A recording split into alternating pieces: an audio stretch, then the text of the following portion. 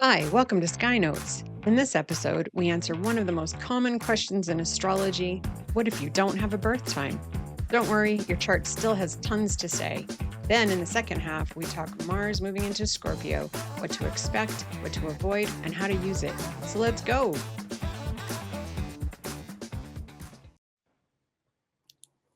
Good morning or afternoon, depending on where you are, or evening, I shouldn't assume. Welcome to Sky Notes.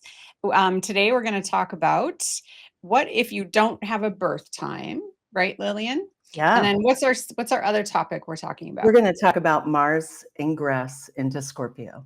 So all the good astrology stuff today. Yeah. Yeah, we did so good at having our guests lined up and realized, oh crap, our last September episode, we don't have a theme.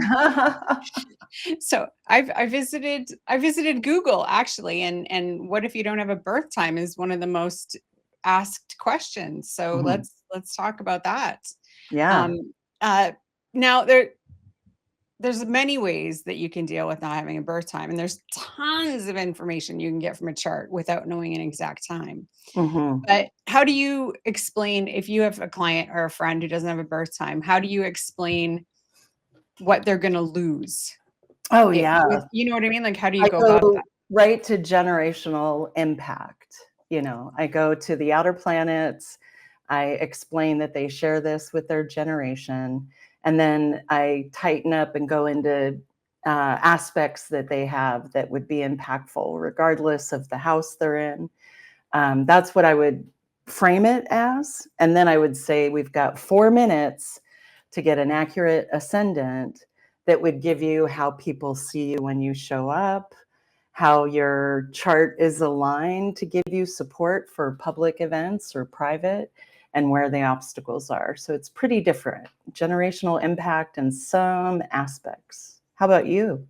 Yeah. Well, I mean, if somebody comes to me and they're not sure about whether they need to have a birth time or not, I'm more of a psychological astrologer anyways. And so Mhm. that is more about how the planets are interacting with each other. Right. And so really the moon is the tricky bit in the Mm. equation because it does move fast enough. And I have had situations where I actually had a client who her birth time, she wasn't sure when in the morning it was, and then the phase changed in the Mm. time that she gave me, and it was Yeah. actually a talk about phase, so that was a bit tricky. Yeah. And I even had somebody whose sun sign we couldn't determine Yeah. because of the it switched right about the time that she said it was. Yeah. And so but we were still able to look at all the other planets, and this is the thing that's funny with people, when we talk about sun sign stuff, right? Whether they feel like their sun or they don't feel like their sun, or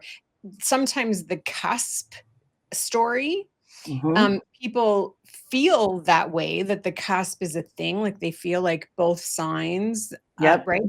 But the Mercury and Venus don't get far from the sun. So Right. often, you're going to have planets in the sign that the sun is in. So with in this particular situation, she had all the energy of both sun signs. So again, Mhm. it still didn't matter because we could have a cohesive conversation around the rest of the stuff in her chart. Although I don't know that I'll ever have another client where I knew their moon sign for sure, but not their sun sign. That's wild. That was pretty unique. Yeah. Yeah. Yeah. And Yeah. I do recall several conversations with folks. Rectification isn't my specialty. I'm encouraged to see folks tackling it. I was in a OPA organization for professional astrologers mentorship program, and we got to go through Wendy Stacy's process for rectification, and she does it for every client, if I'm not mistaken.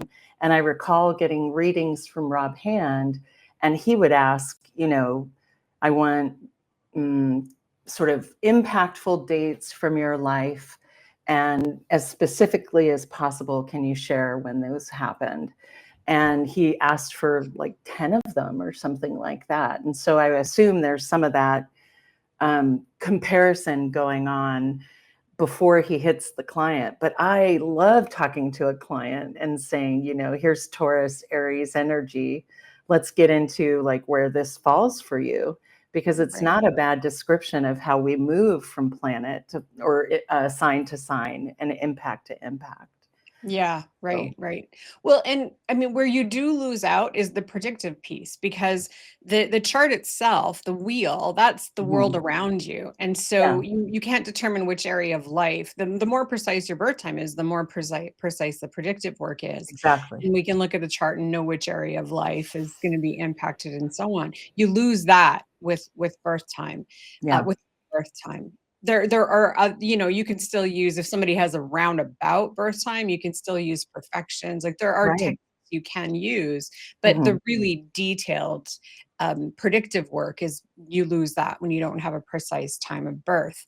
But, Right. you know, one of the things that I realized through mistake, learning through mistake is that, um you can easily get the wrong information from a client. I actually Yeah, had a fellow astrologer who won, a short reading, yeah, gave me the wrong data. Yeah, right. so I mean, it can happen, But right? at any point, I mean, it's why we repeat the birth data back in a client session Yeah, to yeah, and nip but it in the bud. what I learned in that situation was that there was still, and it's happened where I've put it in wrong, like, I've had it happen a few times. The program, like Solar Fire, didn't have daylight savings for a Ah, particular year. So right? there's things that can happen, right? Yes. And so but it didn't hurt the session. Like, it shocked me in the times, like, it's happened maybe 4 times in 10 years.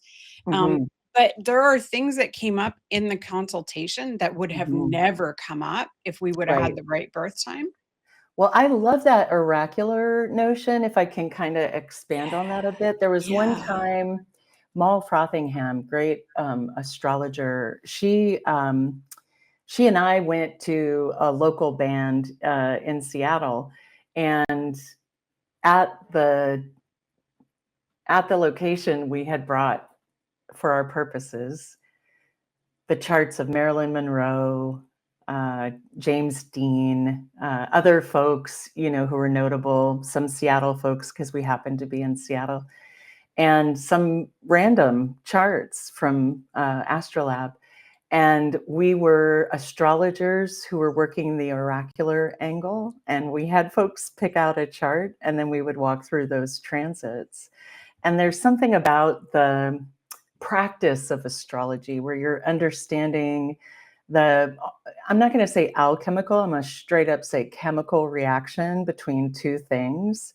And sometimes it's H2O and you get water, and sometimes it's hydrogen and oxygen, and you get explosions and devastation. And so I wonder about that oracular component in our readings, and it doesn't do anything to take away the hours of practice and, getting kind of, sharing your work with other astrologers so that you make sure the quality is really good and attending to ethics and all that kind of stuff. But the oracular component's nothing to sneeze at, especially when we have a very wild ass set of transits.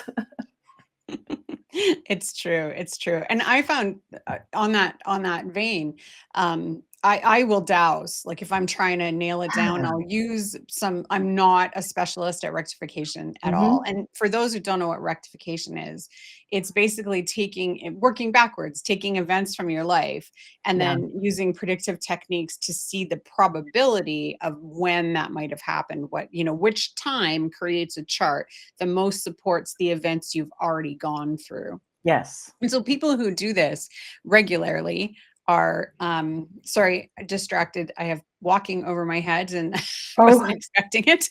Anyways, so people who do this, like, you can eyeball it really fast if you're right. doing it all the time. And I know a few astrologers, Melanie, she lives up here in Canada. She teaches rectification and she does rectification on every single chart that she works Yeah. with. for sure. And the programs will have it too. I haven't dove into Nechepso yet. That's the newest. Right. We should have Yeah. them on. I'd love to hear about that And program. there's a lot of AI and stuff in that, and I feel Mhm. like it's gonna do a lot of that work, and Yeah. Sirius has some rectification pieces built in, so you Uh-huh. can, like, plug events to it, and it'll give you scores and stuff, Oh, and cool. that's usually what I do is I start there if we're not Yeah. sure about a time, and then I get a narrow, and Yeah. then I douse, and Yeah. I go at it from the point of view that whatever time we come up with, there's a really important story that we're supposed to talk about. Absolutely. So it does Absolutely. get divinatory in a I way, right? I think it's worth it to bring it up, you know? Yeah, I don't for I don't sure. wanna be hiding the magic of the work that we do. It's enough that we practice, and y'all, we do the math. It's in there. It's in there, and with the way things are, we always have to go back to the beginning where we have to write it down. I mean, we're talking about programs, and programs are great, but I've taken lessons on writing down charts and working with logarithms, and that reminds me what I wanted to share about the validity of the data for the birth chart. We're not just looking for what time you were born, we're looking for where you were born, because it makes a significant difference if you were born in Iceland or if you were born in Florida. Um, and let's see, what do we have? Date, of course, we're going to need that. Yeah. I did So, I did a whole session with somebody who put in the place that she was living in at the time, and I right. confirmed twice that, "Okay, so this is your birth data." "Oh, yep, yep, yep, yep." Did an entire reading, and then when she got the chart, emailed me and was like, I wasn't born there. So does that matter?" But you know what was really interesting was that when I went back through the session, s intuitively, I didn't go to the places that it impacted apparently, which is so Exactly. strange, right? It's so interesting how that can happen. Exactly, and I wonder about that because that other divinatory piece of it, I think, or oracular piece is some people aren't ready to hear about stuff, or even go so far as to say, if you're not confident about your bedside manner and the relevance of what you're sharing, you can't go into all kinds of stuff. It would be poor practice. But I was wondering with the where you are in space and how relevant that is, right? Because we are another sort of luminary or a focus point when we're doing the chart. I was wondering how far that went, north, south, east, west, and I don't have an answer for it, but I know that 4 minutes is the ascendant and that you can get really close to the moon changing. And so there are places, like you say, on the cusp where you're pointing out more of an active cycle, but there are plenty where it's pretty solid. And like you're saying, you can share your sun is this, your moon is this, and here are the choices of ascendants that you're looking at. When I first studied astrology, I thought I had a Libra ascendant. I have a Scorpio ascendant. However, in Vedic astrology, I have a Libra ascendant. So, to your point, there may even be competing stories that are trying to surface Right. that are coming through different modalities. And it's worth it, like, I need to revisit this, but there's entire books and courses about learning how people look based on their Yes. chart and their ascendant. Yeah. And so that's another tool that can be used. So I have somebody close to me who has 0 fire in their chart, Mhm. 0. And when I ran everything through the Sirius program to get potential times, we narrowed it down to 2 possible, and one gave Aries rising, and Oof, they're a ginger. And I'm like, "Oh, there's I love that." it. I mean, that Yeah. and then it lined up in so many other ways, but, Oh, it's like it actually was the hair color that yeah. was like, yeah, that is very likely the time of birth for sure. Absolutely, absolutely. Yeah, Yes, yeah, yeah. there So are ways. interesting. Yeah, there are ways. And Yeah. then, the if I mean, I suppose my advice to somebody who's interested in astrology and doesn't have their birth data, first, I heard via one of the astrology groups on Facebook that quite often the state has in the United States, forgive me, the time at which people are born, so that even if you get a birth certificate and it doesn't have the time on it, you can send in another request and hit other and say, I need the time. And I didn't know that was possible. My mother's birth certificate doesn't have the time on it, but I'm going to give it a try. And that was 1931. So if that, reveals something, I'll be really excited about that. But that's one piece. It's like, have you looked for your data, right? Right. And then the second piece is, are you interested enough to go spelunking into astrology yourself? Because you're kind of cracking open your own world. If you have this range of opportunities, you're the best one to kind of delineate those. Right. And so I would almost recommend studying. Can I back up a little? Yeah. So in Canada, if you need to find your birth chart, Perfect. Perfect. so it's not that different. I mean, I knew, because a lot of my instructors have been American, I knew about the States and that's why so many celebrities' data is so easy to get. Available. And Yeah. actually, if you go through celebrities' charts, you can almost tell where they're born based on whether the birth time is there or not. Like all the Canadian celebrities, it's a crapshoot if you're going to get a birth time, because our birth certificates don't have a time. Okay. And that information is not valued here at all. Right. And like Will Morris, who's from the States but living in Yeah. Canada now, complains a lot about birth times in Canada because they're not reliable at all. But which is why I had to get a little bit good at rectification, because Right. the chances that the right time is written down are It's always sketchy. good to have But breadcrumbs to the next modality that will help you out, right? So yeah, it's always good. uh, Yeah. yeah. But you can go to a registry in Mhm. Canada and order your long form birth certificate. Huh. So I know that they don't always have them. Like Yeah. Ontario hides, like to get anything after the age of 29 in the province of Ontario is very difficult. They hide the Wow. records.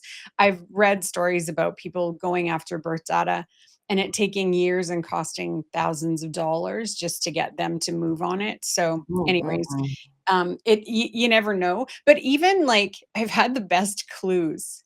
Somebody said, my all of my uncles swear that I was born right after the first period of blah blah blah hockey game. I love that. Right. And so Yes. there are we just finished breakfast. So I mean, that Yes. kind of information, don't discount that if you're That's right. talking to an astrologer and they're wondering about your time of birth. Those clues in themselves are super helpful, because we can Yeah. then we're at least knowing, okay, are we evening? Are we morning? Is it night? Right. You Right. know? Right. And that is super helpful too. Yeah. So ask your I mean, it can be a pretty fantastic self-discovery journey if you like your family.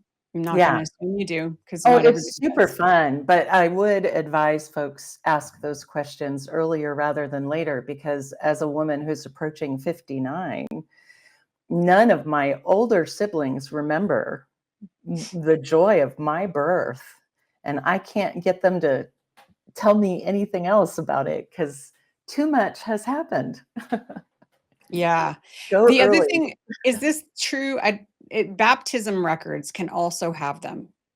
My father's baptism record had it, and I had it from he was in an orphanage, and I called the orphanage back in the 80s when I lived in San Francisco, and they sent me his baptismal certificate, which was a different date and the time. And then in one of the rituals to release us from bad karma, that material went missing, and I thought for sure I delivered it back to my family because he's not just my dad. But anyway, it gave a 10-day different time and a 9/19 birth time, a 10-day different date and a different birth time as well. And I didn't know what to do with it because the whole enchilada was so bizarre, you know. That is bizarre. And adoptions, all of the secret family, all of that kind of stuff, it makes it really difficult. And one of the things that I've been really hopeful and have seen, good stuff come out of is all of the folks who are finding each other through 23andMe, who are siblings, or, their different relationships. And maybe their parents couldn't handle that or didn't want that as part of their persona. But now they can make the choice to be with their siblings. And if they didn't have them before, they can find out how much fun they are now. You know what I mean? I love siblings. I really do. I form sibling relationships with folks my age all the time. And I always think like, oh my God, isn't that brave of us to be willing to be jerks and stick around with each other? Isn't that quite the thing, to model our behavior after the least flexible foundation that you can muster? But it is part of the joy of it, right? And it helps me enjoy my what do you call them again? My blood relatives. I can Yeah. really sink my teeth into them, if you know what I'm saying. Yeah. I had a friend who, I happened to be at her house on her birthday. Was it on? I don't remember if it was the day before or on, but all of a sudden the phone rang. She Okay. picked it up and she said, "Yeah, Mom. Yeah, I know. I know. Yeah. Uh-huh. Yeah. Uh-huh. Yeah. Thanks for doing that. Okay, bye." Her mom, every year on her birthday, called her as soon as labor began and called her every hour until delivery happened. I'm like, do you, like in hindsight, I'm like, the value of that for Yeah. that, for that reason alone, have a Virgo mom, because Yes. was a Virgo. Oh my word. I love that. And I'm like, so even because there's stuff that can be done looking at like birth time, right? Like the beginning of birth, Absolutely. and Yeah. even when she'd conceived. I'm like, oh my gosh, the gold mine of astrological information I that never heard all of about that is. that until I moved to the West Coast of the United States. And then people were telling me they had the t-shirt from the night they were conceived. And I'd be like, oh God, have some decorum. Have you ever seen a Katharine Hepburn film? Go look at it. No mention of dirty clothes whatsoever. Just kidding. But to that point, it reminds me about A.T. Mann's work, where he puts the conception in the ninth house, and then it blazes a trail through the 10th, 11th, and 12th, and then you're born at the ascendant, and then it carries on. And I haven't reached out to him. I really want to understand more about it, and I know he has teachings and books, etc. I have his book, but I want to understand more about that, because wow, that really changes the whole story.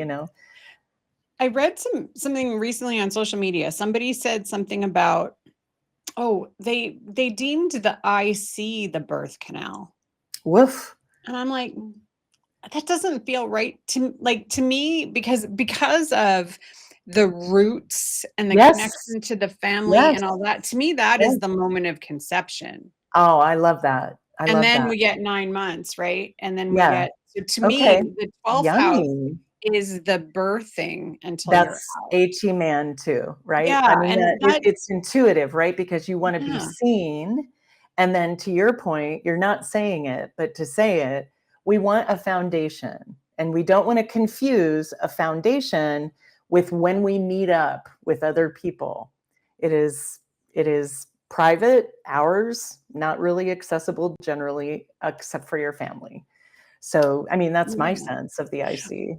Well, and just like the hiddenness of the Yeah. act of conceiving, which it Oh, makes more sense at the very bottom of the chart. yeah. Whereas in many birth cases, there's an announcement, like there's a thing, right? So, I mean, to me, you can only argue that that happens at the 7th, the 10th, or the 1st. That Right. is not a Well, fourth I thing. wish I wish I knew. Yeah, not a fourth, but I love the ninth. Call me crazy. Call me a Sagittarius. Call me moon in the ninth house. But when he said ninth, to me, that resonated. I was like, that's me. I'm conception. Just kidding. But I love all of the movement, right? Like it precedes the ascendant, right? It's working its way through what will be the public houses, but aren't now, except for the mom, right? She becomes more and more visibly with child, potentially. Um, yeah, I think that kind of stuff is fascinating. And then there's also the folks who track eclipses, right? For folks who are born on eclipses, but also the pre-birth, whatever Yeah, the the eclipse pre prenatal solar that's eclipse that's it. is the one. Yeah. Yeah. Yeah, because Lots of pre-birth could be predictive stuff in anything. there. You. Yeah. Yeah, you. I think we're getting close to our Mars stuff because I just said you and pre-birth. You. But we can hold off. I want to finish this. So if you want the cleanest data that all astrologers are ready to have, it is your birth time up to 4 minutes. That data may be available. There are many workarounds. We want to know where you were born. We can tell you about what happens to you in your current location, but we want the foundation, where you were born, and then, of course, the date, if you've got that. Yes, and it's going to be different from country to country, province to province of where you live. France apparently great birth data, Okay. So it really is there's a cultural piece to it, which is there are Asian countries where they don't even Indian know what day countries. they're born, Oh, wow. or even what year, because I've had stories where, not in as an astrologer, but as a hairstylist, Yes. I worked with people who, when they came over, were young children, Yeah. and the parents would lie, right? Actually, Of often course. when they're teenagers, because they needed to be children, Yeah. right? They needed Yeah. to be under the age of 13. Yeah. So they don't even really know their birth year in some cases. So, I And mean, there is a really cultural piece to this. You have that will India as one of the seats of astrology, so their data is going to be excellent. got it. So, I'm assuming. Tell me if I'm wrong, Well, please. no, I Let think me know you're if I'm right. totally I wrong. also think of China as really strong, focused on astrology. I think of India as focused on astrology because because it's commonly used in the culture to define where you're going. But yeah, I think it varies. And to your point, there's so much disruption, climate disruption, war, et cetera. We're going to continue to meet folks who, even if they have the data, they don't have it anymore. And that Right. doesn't leave you with no options. There's plenty of options. Right. Yeah. Right. And then I mean, the farther away from actually being able to tell when somebody's born is, then we can move into the divination piece of it. Yeah. And so find yourself an astrologer who actually works in that way, because not everybody is gonna, That's right. right? Yeah. That's absolutely right. Yeah. Yeah. So anyways, That well, was that fun. was fun. So now we're going to talk Yeah. about Mars and Scorpio. And I thought of this, like, I'm noticing the more we have to pay attention as astrologers. And I think it started when we talked to Andrea Okay. Gers Yep. and the remediation piece, Yeah. and really starting to, because talking about how things are really cyclical from a health perspective and from Right. a mental health perspective. Right. And kind of a big thing that I felt and noticed, and I cannot say enough about how different life feels with my progressed sun in Scorpio. Like I'm relearning a different way to be. And It's that's a once in a interesting. 30-year Yeah. transition, right? Or Yeah. progression. Yeah, Yeah. not everybody's actually going to get to have their sun in, the A, sign that's too far away from your own sun sign, because it yeah. takes a whole year to go a degree with that technique, right?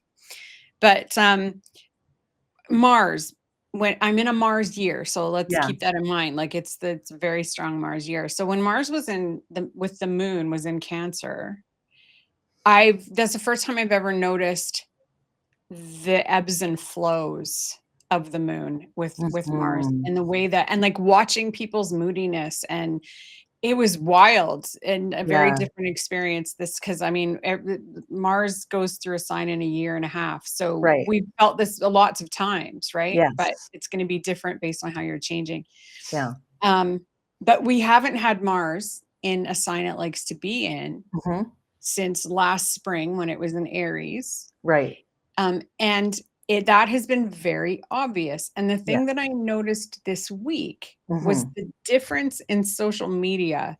It's Mm. almost like a switch got turned off when Mars went into Scorpio. Mm. And that it was, to me, tell me what you think. It was Mhm. obvious it was the Mars switch because we had big things this week that nobody talked about, like Yes. the rapture Oh that my was gosh. supposed to happen. Yeah. Like, if Just Mars would it have still came out of I'm gonna nowhere. say, if Yeah. Mars was still in Libra, Yeah. that would have been, like, Yeah. the Well, let's biggest thing.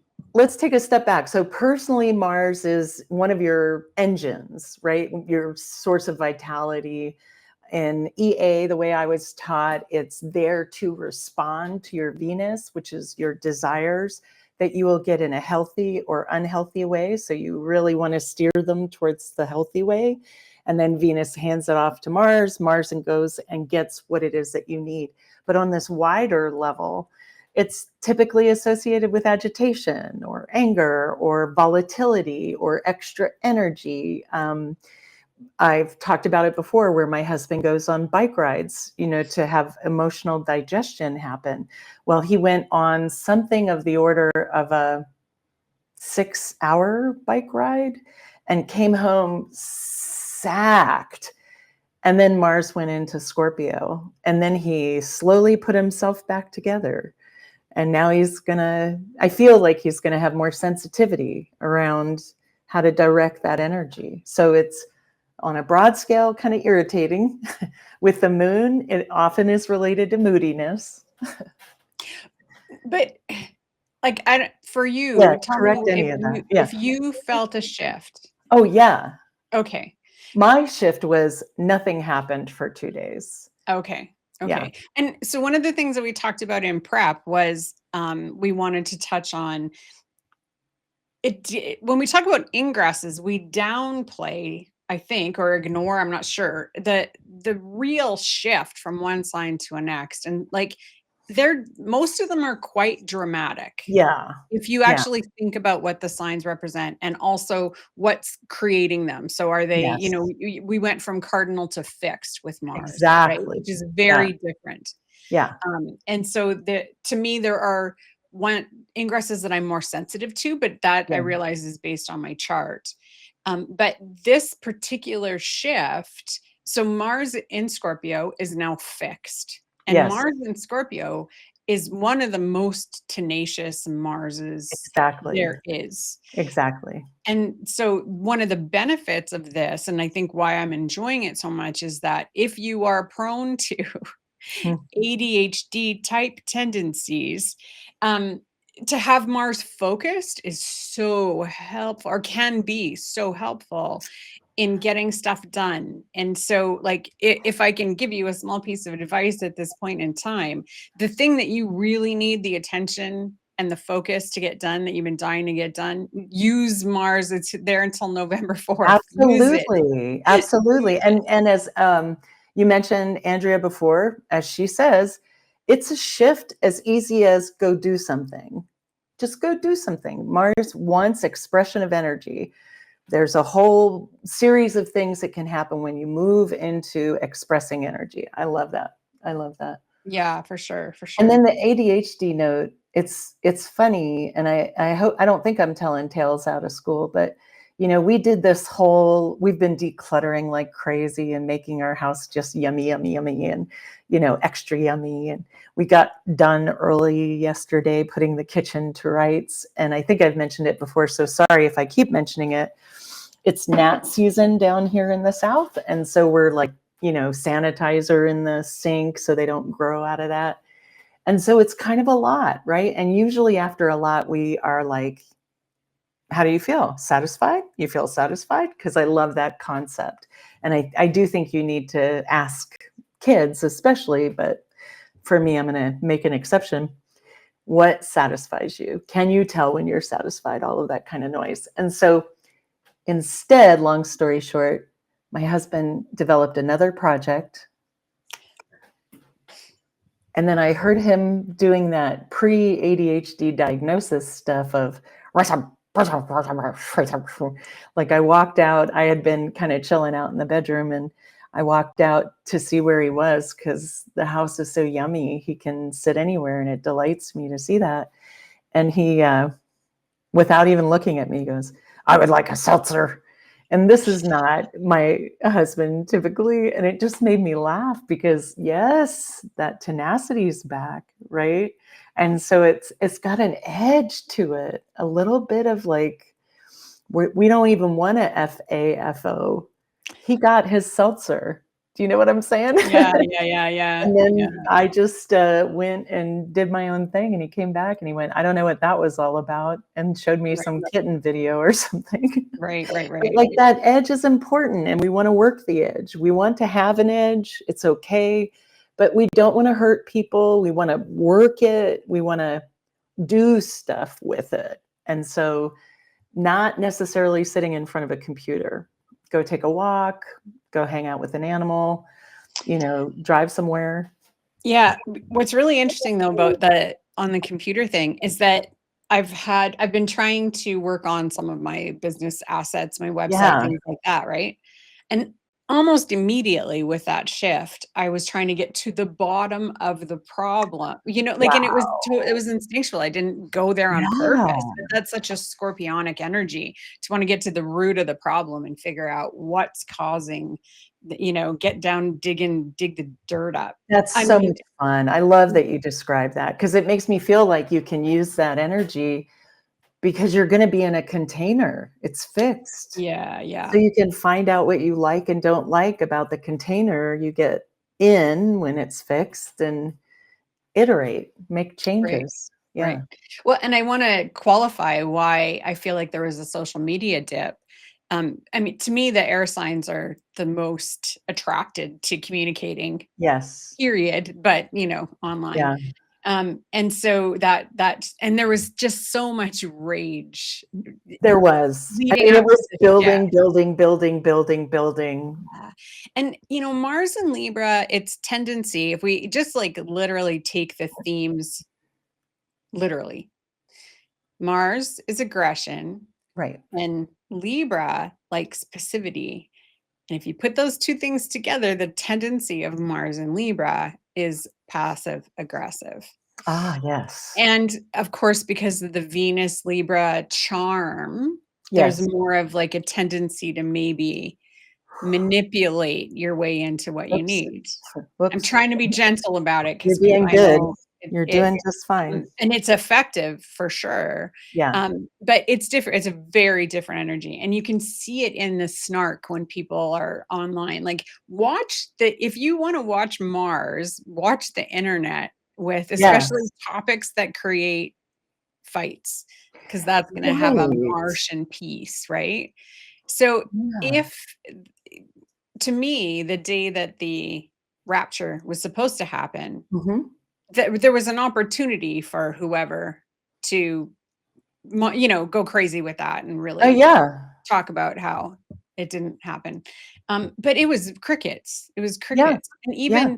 even the stuff that happened with the UN, it had Yeah. a little bit of traction, and then Mars moved into Scorpio and it just died. And there was so much opportunity there. So to me, it was really obvious that it was a Mars shift. Oh, And yeah. and even with the eclipse, to me, it felt like it should have been a lot more everything should have been more dramatic. And Yeah. it wasn't dramatic in the sense of news Right. and being No, made into but something, right? there was definitely a push, and there still is, it is a great tragedy to see the, judicial, arm just absolutely cave, and the changes they're making are permanent. They could be suddenly quite dangerous for anyone who's not explicitly a MAGA, or even somebody who is explicitly a MAGA, because they are going after their own. Just they're not starting there. They would like to start everywhere else. But the point there being, there was so much like terror. And to your point, I think Libra is the best at, but all of the air signs are quite good at. I see all of us but it doesn't have weight. It's the air. And it's good for reporting. It's good for what's going on. It's good for accuracy in that regard. But often, if it's got one little tweak of water, it comes into, I see all of us and I'm going to take care of you. I don't need to know what details you think are valid for taking care of you. I've got it. Aren't you lucky? And so that kind of adds to that insanity, but it requires that no emotion, right? The neutral countenance. So that can't happen with Mars and Scorpio. I think that Sam has described it as you wear your heart on your sleeve, right? Or, I mean, I don't want to conflate planets and signs. He was talking about the sun sign. But yeah, I think that there's too much, there really is genuinely too much at stake, and talking's not going to help necessarily when we hit water. And so that's the part, even though it's ruled by itself, it's not passive aggressive, but it is kind of waking somebody up from a slumber and they start hissing at you or something like that. You know what I mean? Yeah. It's not manipulative, but it is present. Right. Right. And in its own sign, it there's a certain amount of authority Mars feels in that sign. Absolutely. And then if we want to look at the Pluto as the, the modern ruler, it's also in a fixed sign right now. Right. So, right, like, so that energy is very anchored no matter which way Yeah. you look at it, Yeah. and really, I don't know what the first word is that pops into your head for Mars and Scorpio, but revenge is always my very first, Right. right? It goes between sex and violence, right? So it's Oh, okay. either a concubine who poisons someone, calling someone a prostitute, you know what I mean? Like that Oh, I see what you're exterior saying. Right. vibe, right? Like misunderstanding the proper devotion to women's sexuality by a mile kind of thing. But it is secret also, right? And that's crazy, right? Like I've heard it described as mysterious. It could also be withholding.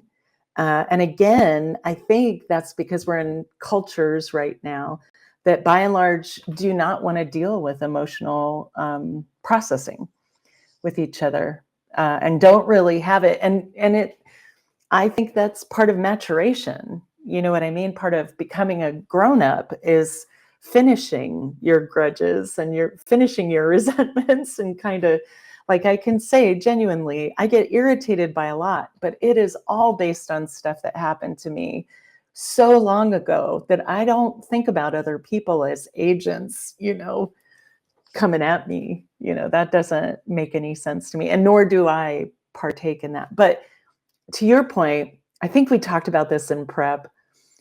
Curses have popped up in my head. I'll be meditating and I'm like, I would like blah, blah, blah, blah, blah, blah. And then I'll feel like the energy kind of vibrate. And I'm like, okay, look at that. Look how available that is. Yeah. I bind and rebuke you. I'm not that person. That is not acceptable. And so there is like I had somebody reach out and ask about, Mars and Scorpio, and should she drive more carefully? And I thought, oh, that's interesting, because I mean, we think about the movement of Mars, so I get how she got there.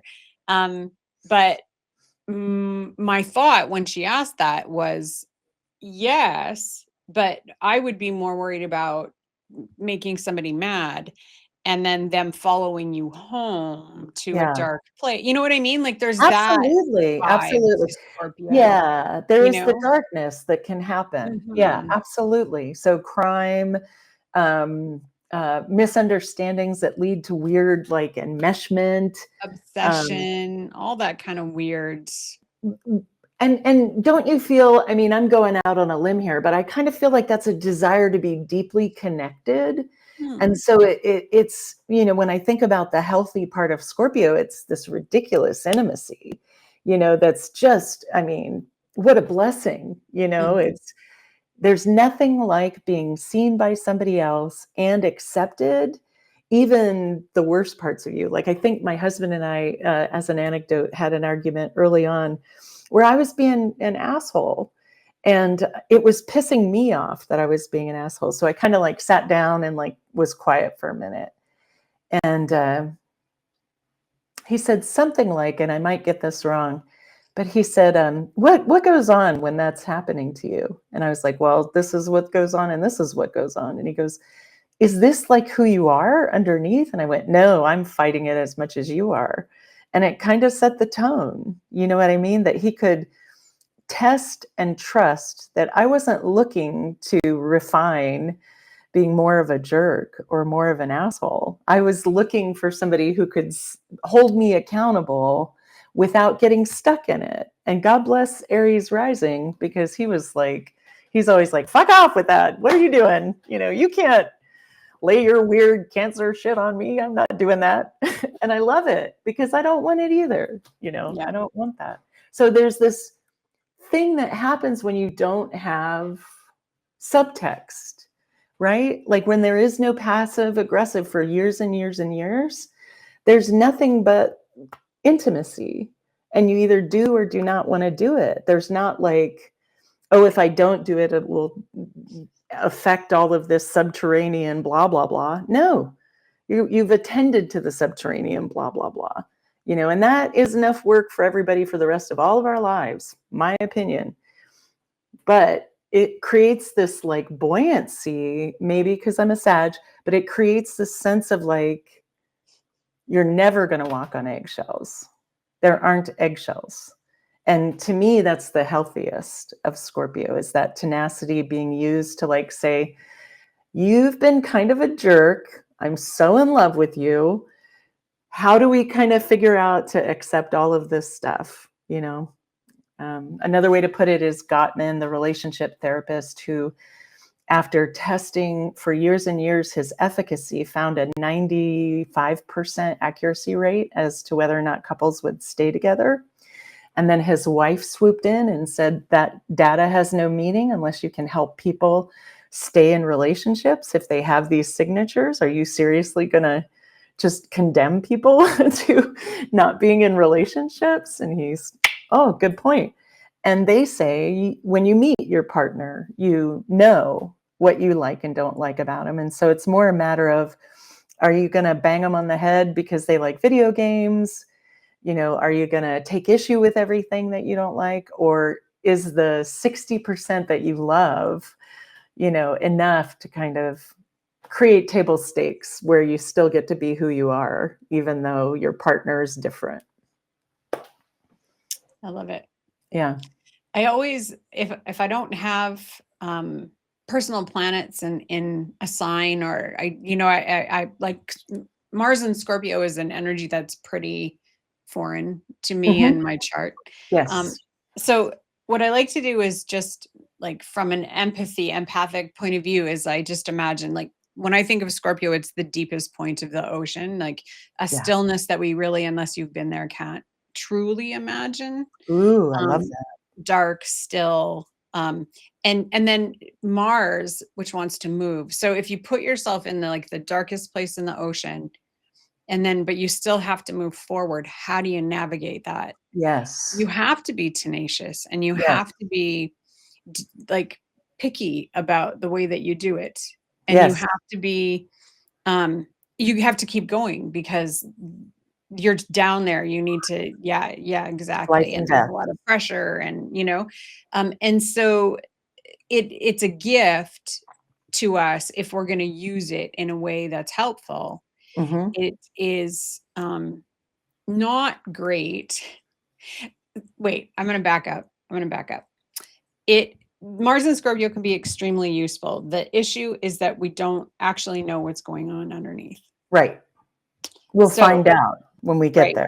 Yeah. Right. And so for each individual person, Yes. this is going to be different, because it's going to be like, where is Scorpio in your chart? So where is, Mars moving? So for me, when it was going over, like when it was in Libra, it was going over like my Mercury, my Uranus, you know what I mean? So I was extra, that transit to me is always extra Yep. in the Yep. busy and the overthinking and the actually having a hard time getting Yes. things done, right? Mm. And so that's part of learning your own cycles and understanding how it works. Yes.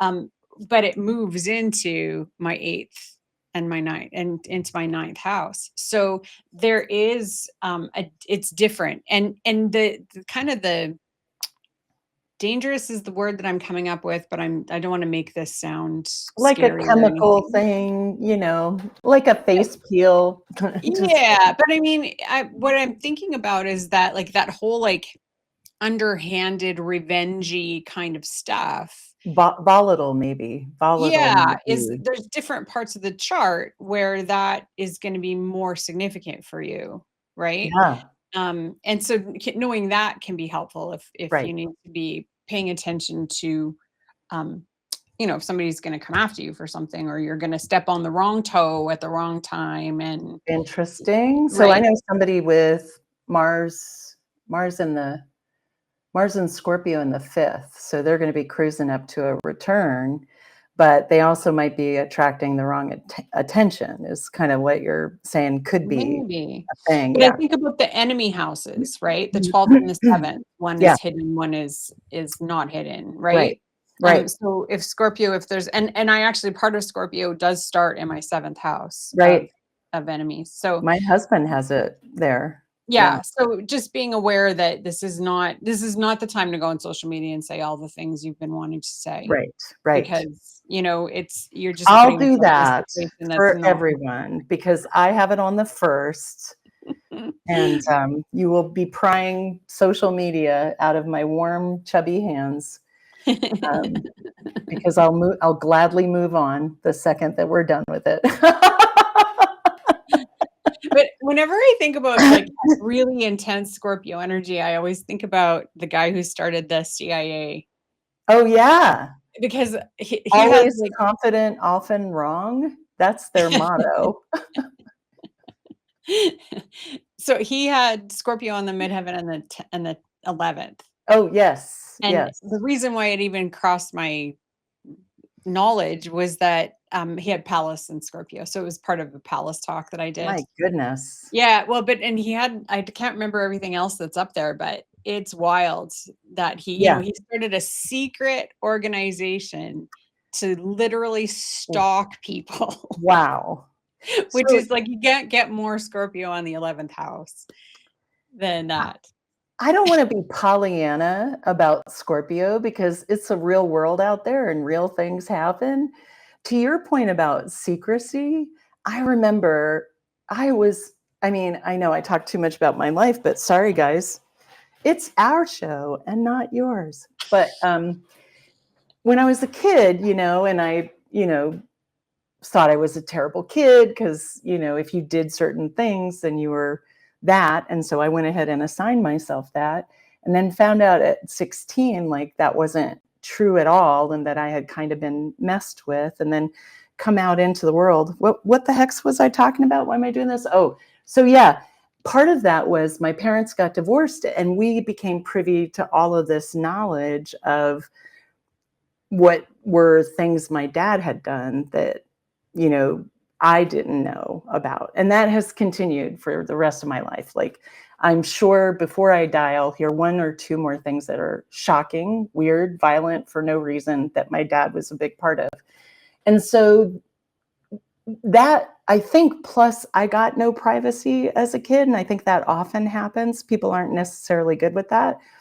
It created this like perversion of secrecy where it's always the CIA and it's always, whatever you can awfulize constantly, it's that. And the reality is much simpler. Like when I think about the eighth house or Scorpio, I think that's somebody who's burdened with an inventory of their relative stuff, whether it's metaphorical or real, and they have to like get that stuff somewhere else. So I'm not thinking about sex and power and all of that complicated stuff. I think, oh my God, the administrivia must be making you insane. The safety, the volatility, the yum of it, that is what we want, what we yearn for, is clean and sexy and easy. And, it's not full of all of the perversion. So I'm not sure, like I've heard this too about Virgo, that like, I know Virgo controls the digestive system, right? But like, there's something about that process of Scorpio that we're not getting to yet. You know what I mean? It's getting stuck on something cultural. And then to your description, I love what you said about the bottom of the ocean, but if you can forgive me, I'll take it somewhere else. I love those adventure things where people are really skilled at something and they go do it. And yesterday I watched a helicopter hook and rescue mission on what looked like the Camelback Mountains, but it could have been anywhere, Sierra Mountains, anywhere in the world. They seemed to be US folks. But the angle that we had was the limited speech they used to get a helicopter to a person clinging to a steep ravine at the top of a mountain where they had gotten stuck and had been there for hours. And I looked at them and I could see how tight their calf muscles were. And this is kind of the way that like I have accepted that processes work. If you want to be saved from a disaster, you have got to stay calm. And it really helps if you know what you're doing. And there's no room for talking. It's the only place where you can't. They were saying one forward, stop, one forward, stop, down. And then they were sending a hookup back to the helicopter. And then they brought a bag down to put that person in and another for their bag. And then all three of them went up on this hook. Like in my mind, it is unknowable the kinds of obstacles you face. And it is in every moment that you're counting on the expertise of the people around you. Maybe you aren't, right? Like that guy who was saving the person, who was a woman, he was patting her, in these really intimate ways, but she was so in shock that you could see that it was like, you're not dead. You're not at the bottom of the mountain. This is still hard. We're not done, but you're going to get home. And I think that kind of story is the story that Mars and Scorpio wants. That Aries wants the challenge, but it wants to win. And Scorpio will bring in life and death. But it's to get to this other place, not to just sit there in crisis, or not to freeze it, and not to blow it up. Right.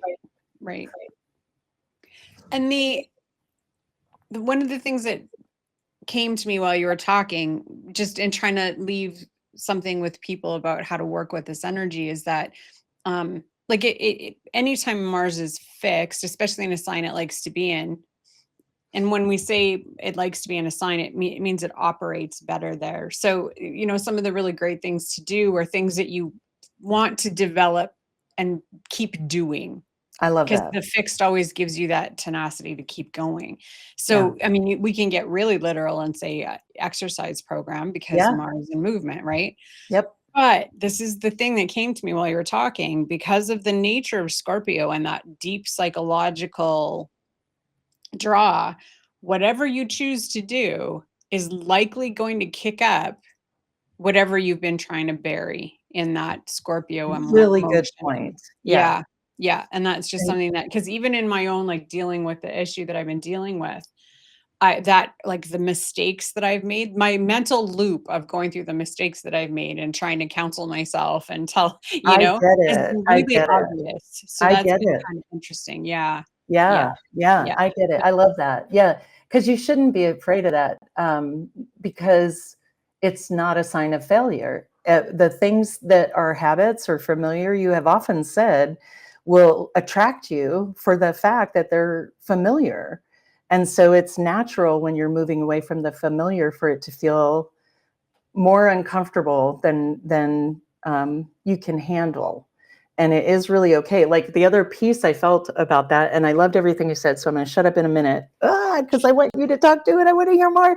And we don't have a lot of time left, is acknowledge that you want preparation. The fixed signs accommodate that. So if you're stopped in a process because you haven't made notes before you did the process, go make the notes.